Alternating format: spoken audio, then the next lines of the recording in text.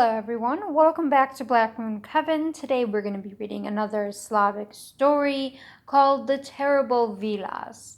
This is from the book Polish Folklore and Myth by Joanne Asala. So there's a little excerpt before the story actually begins that I would like to read. The Wilas, sometimes known as Rusalki, are female spirits who live in the mountains, wood, and waterways of Poland, and a lot of other Slavic areas as well. Some tribes say that they are very beautiful, while others believe that the Wilas are ugly, vicious, and bent on destruction. Almost all agree that they are the souls of dead maidens who delight in leading shepherds and young boys astray. Peasants once placed flowers and offerings of sweets at the entrances of caves, believing to be the dwelling spots of the terrible Wilas. So the Wilas in Slavic folklore are kind of similar. Some people compare them to the Fae. Other people compare them to kind of a demonic entity. Some people say that they're women. Some people say that they are like wisps, nymphs, and all these different things. So the Wilas are basically a feminine destruction form, and they use their wiles, they use their feminine energy to really capture prey and shepherds. So here is the story, The Terrible Wilas. There once was a poor orphan named Balthazar, and as he had neither father nor mother, he was forced to go out into the world so he could earn a living. He traveled a long way through a city and town, through hills and valley, and throughout field and forest. He was hungry, he was tired, and he was very, very worried that he would never ever find honest work. Who would vouch for a homeless boy? After a while, Balthazar came to a tiny cabin in the woods. In the doorway sat a very old man smoking a pipe. A worn and tattered scarf covered his eyes. He was not dozing for long when all of a sudden, and he wasn't quite sure how she would arrive without him hearing her, there stood before him a maiden with raven black hair, rosy cheeks, and 2 eyes like ripe sloes. He was not dozing for long when all of a sudden there stood before him a maiden with raven black hair, rosy cheeks, and 2 eyes like sapphires. She was dressed all in white, with white flowers entwined in her hair. "Bless you, young shepherd," she laughed. "And you as well," he replied shakily. "I've brought you a gift," she smiled. "A gift?" he said. "Yes, it's an apple from our garden, very delicious and sweet. I'll give you one, so that you may know how good they are." She pulled from her sleeve an apple as rosy as her complexion. "Take it with my regards." Fear gripped the young orphan's heart, but he did not show it.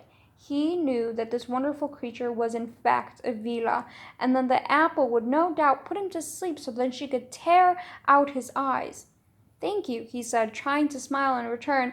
"You're very kind, but my master has an apple tree near the shed with apples that are finer still. I have eaten enough and more." "If you'd rather not," the maiden shrugged, and without a backward glance she wandered further up the path. That was close, thought Balthazar. There will be no napping today. But just as his eyelids were beginning to droop, a second maiden, more beautiful than the first, appeared out of nowhere. "Good day to you, young shepherd," she smiled. "I have a gift for you." "A gift?" asked Balthazar. "Oh, yes, I've brought you a rose." From behind her back she produced forth a rose. It was the most perfect rose that any young orphan had ever seen. "I just plucked it off our rose bush," the maiden continued, "and I thought you'd like to have it. It smells very nice. Here, smell it for yourself." Balthazar ignored the rose the maiden held out before him. He knew that if he touched it or even smelled it, it would spell his doom. "My master has a rose bush near the house," he said. "On it are roses that would make this one wilt in comparison." "Well, I never," the maiden growled, storming out of the pasture. Almost immediately, a third beauty came along. She was more beautiful than either of her sisters. "Hello, Balthazar," she said. "You're a fine-looking young lad, but you'd be finer still if you took a brush to your hair. Come, let me comb it for you." Balthazar could think of nothing to say in return, so sat quietly as the maiden approached.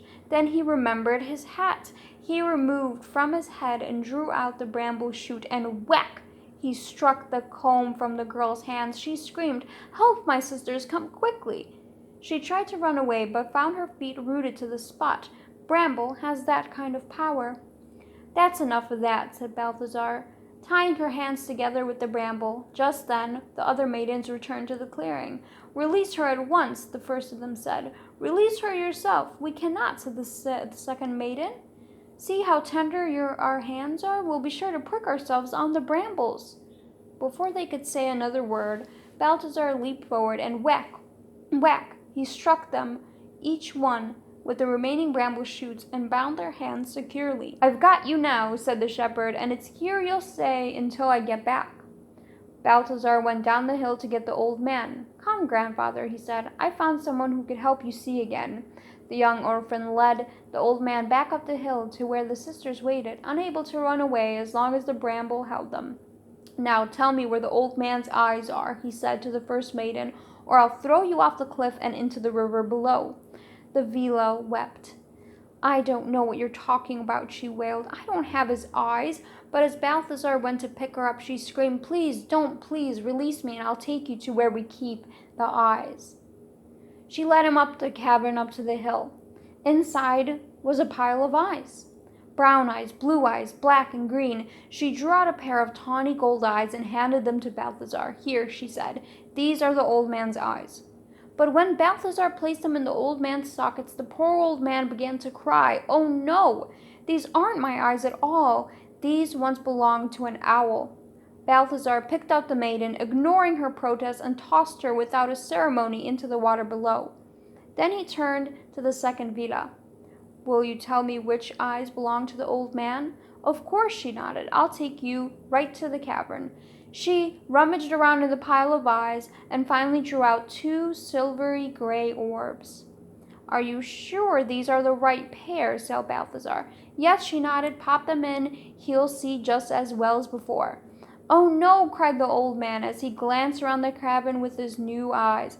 These aren't mine at all. These once belonged to a wolf. You've had your chance, said Balthazar. He picked up the Vila and tossed her into the river below. Now, he said to the youngest of the Vilas, you will tell me where the old man's eyes are or suffer the same fate as your sisters. I will, she nodded, and led the old man and the boy back into the cave. What color are your eyes? Said Balthazar, asked the old man. Will not be fooled again.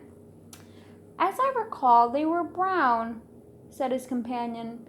You heard him, witch, said Balthazar. His eyes were brown.